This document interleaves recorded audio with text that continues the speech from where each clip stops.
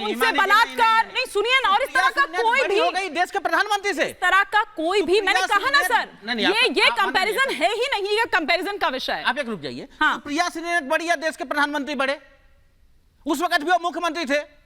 कौन बड़ा बताइए दोनों में से, बीजेपी बताए कि किसके बातों का ज्यादा महत्व होना चाहिए।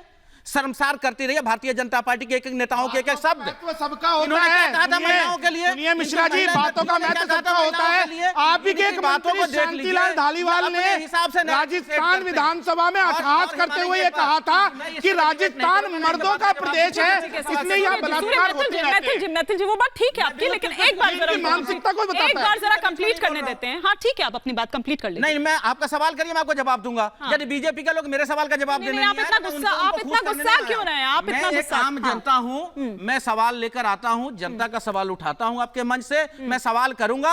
यदि सत्ता को डर है सवाल से जनता का, तो आप डरे रहिए, अपने घर बैठिए। और इसीलिए आम आदमी पार्टी कह रही महिलाओं है का अपमान करते हैं। प्रधानमंत्री नरेंद्र मोदी जी को, भाजपा को डर ही नरेंद्र केजरीवाल से लगता है। आज जो आपने देखा अभी जो 31 तारीख की रैली हो रही है, अभी कल ही हम इस पर डिबेट कर रहे थे। आपने सुना क्या कुछ कहा आपके सहयोगी ने, कांग्रेस के सहयोगी ने? ये रैली अरविंद केजरीवाल जी के लिए नहीं हो रही है?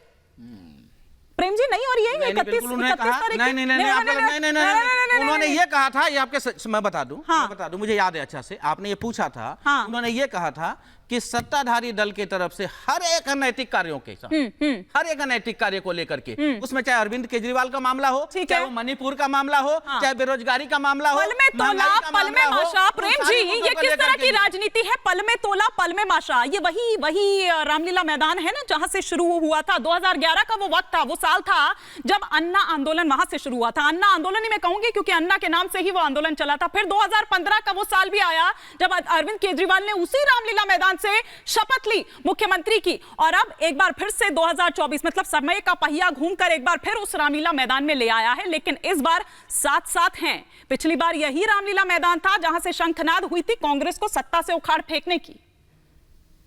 प्रेम जी देखिए, मैं तो जब बोलता हूं तो मुझे बीच से ही लोग ले जाते हैं, बोल ही नहीं पाते। नहीं, आप बोलिए, अपनी बात कंप्लीट करिए। देखिए, कभी किसी विषय पर विरोध करना और बाद में साथ हो जाना, ये कोई गुनाह नहीं है। और अक्सर ऐसा हुआ, हर व्यक्ति, हर नेता, हर पार्टी के साथ ऐसा हुआ है। लेकिन उसके लॉजिक सही होने चाहिए कि तब अगर अरविंद केजरीवाल अन्ना आंदोलन में थे तो सही थे, आज हैं तो सही है।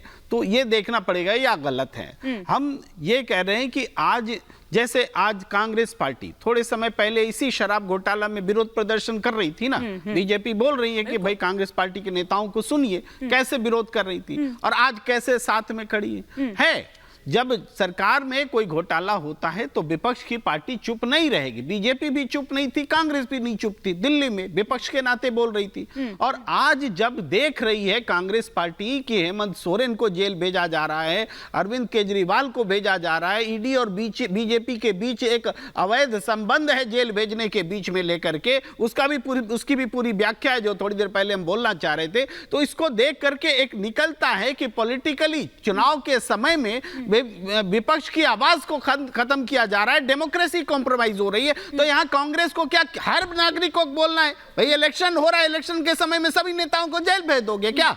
ये बोलने की जरूरत है। तो इसका मतलब ये नहीं कि कांग्रेस तभी बोल रही थी गलत है और आज बोल रही है तो वो भी गलत है। दोनों परिस्थिति होती है, उसको जस्टिफाई करना पड़ेगा कि कब हम सही थे और कब हम गलत थे। ठीक है, ध्रुव पाठक जी आ रही हूं। गुरुप्रकाश जी, ध्रुव पाठक जी, आप किस तरह से देख रहे हैं? क्योंकि मैंने सवाल ये किया था कि पल में तोला पल में माशा वाली राजनीति ये हो रही है अपने अपने हिसाब से। उन्होंने कहा कि हाँ बिल्कुल उजागर किया था, बल्कि वो तो ये भी कहते हैं कि बीजेपी को क्रेडिट मत दीजिए इस चीज का, ये तो कांग्रेस ने उजागर किया था, तो कांग्रेस को इस चीज का क्रेडिट दीजिए। लेकिन आज वही कांग्रेस उनके साथ खड़ी नजर आती है और आज वही रामलीला मैदान, समय का पहिया चक्र एक बार फिर से घूम गया है और वही नजर आता है। लेकिन इस बार साथ साथ हैं।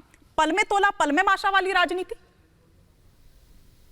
ये लोग अपने सहूलियत की राजनीति करते हैं। जब इनको फ्लेक्सिबल लगता है तब विरोध करते हैं, जब उसको लगता है कि एक साथ आना चाहिए, एक साथ आने से एडवांटेज है, बीजेपी का मुकाबला कर पाएंगे, तब ये लोग एक साथ आ जाते हैं, बोलते हैं कि लोकतंत्र खतरे में है। जिस अन्ना हजारे को साथ में रख के अरविंद केजरीवाल जी ने पॉलिटिक्स की शुरुआत की थी, कल उसने भी उसको मतलब बयान दिया था उसके अरविंद केजरीवाल के अगेंस्ट। और अरविंद केजरीवाल जी जो ईडी में जेल में है, उसके बाकी दो सहयोगी को बेल क्यों नहीं मिली? सबसे बड़ा पॉइंट ये है, अगर ये लोग पाक साफ है तो संजय सिंह, मनीष सिसोदिया जी तो अभी भी अंदर है। ठीक है। और अरविंद केजरीवाल भी 6 दिन बाद क्या होते हैं उसको देखना पड़ेगा। 6 दिन भी उसको रखा है ईडी ने, तो कुछ तो तथ्य है, तब तो ये हो रहा है। धनेंद्र जी, कुछ तो तथ्य हैं तभी ये हो रहा है, ऐसे ही तो नहीं। और मैं तो वो भी समझना चाह रही हूँ, वो जो चिट्ठी पत्री आपने कल निकाली है, अब ईडी ने उसको गंभीरता से लिया है, उस पर जांच के आदेश भी दिए जा सकते हैं। वो कह रहे हैं भैया ना तो आपके पास कोई वहां पर लैपटॉप कोई ऐसा, टाइपराइटर कोई ऐसा, ना कागज कलम, कुछ नहीं दिया हमने। आपने कहां से वो प्रिंटेड निकाल दिया सर, या पहले से ही लिख कर गए थे टाइप करवा कर? देखिए हिमानी जी, सवाल वहीं का वहीं खड़ा है कि शरद रेड्डी से जेपी नड्डा ने 60 करोड़ रुपए इलेक्ट्रल बॉन्ड से लिए, और इलेक्ट्रल बॉन्ड से 60 करोड़ रुपए एक आरोपी से शराब घोटाले के लेने के बाद 2 साल तक उन्होंने इसको सीबीआई, ईडी और इनकम टैक्स से छुपा के रखा। ये तो अब सच सामने आ गया, इसलिए इनके पास जवाब नहीं है कि इनका शरद रेड्डी से क्या रिश्ता है। क्या ये शराब घोटाला जो था ये भारतीय जनता पार्टी द्वारा रचा गया था? क्योंकि इस पे साइन किसने करे थे? उस समय के लेफ्टिनेंट गवर्नर ने, अनिल बैजल ने। अनिल बैजल भारतीय जनता पार्टी के नेता थे, उसके बाद फाइनेंस सेक्रेटरी, चीफ सेक्रेटरी से अनिल बैजल ने साइन कराए। अगर इस पूरे घोटाले की जांच होगी तो इस घोटाले में भारतीय जनता पार्टी शरद रेड्डी से क्या रिश्ता है वो तो मैं पूछ लूंगी। के शराब कारोबारियों से एक बहुत बड़ा पैसा लेके इन लोगों ने, शरद रेड्डी से क्या रिश्ता है ये तो मैं गुरु प्रकाश जी से पूछ लूंगी, लेकिन आपने वो रिश्ता नहीं बताया, वो कागज कलम दवात का वो रिश्ता आपने नहीं बताया है कि वो कहां से। अब हो सकता है कुछ टाइम बाद अब वीडियोस भी कुछ एक-एक कर ऐसे क्या पूरी तैयारी कर रहे थे, इसीलिए 9 समझ लग गए। उसका जवाब दे रहा हूं हिमानी। क्विक रिएक्शन सर, पर मुझे उनसे काउंटर रिएक्शन भी लेना है। Himani give me 60 second, Himani give me 60 second, I will answer you. 30 second दिए मैंने आपको। मैं ये कह रहा हूं, मैं ये कह रहा हूं, हाँ हिमानी, मैं ये कह रहा हूं कि अरविंद केजरीवाल को गिरफ्तार जब भारतीय जनता पार्टी की ईडी कर रही थी, इन्हें लग रहा था कि दिल्ली चौपट हो जाएगी, दिल्ली के सारे काम रुक जाएंगे, दिल्ली में त्राई हो जाएगी। लेकिन अरविंद केजरीवाल ईडी की कस्टडी से भी दिल्ली के लोगों की चिंता कर रहे हैं। यही तो सवाल था गुरु प्रकाश जी, क्विक रिएक्शन फिर मुझे वाइंड अप करना है। गुरु प्रकाश जी, वो कह रहे हैं कि ये रिश्ता क्या कहलाता है, वो शरद रेड्डी और आपका वाला, वो बता दीजिए, फिर मैं वाइंड अप करती हूँ इसी नोट पर।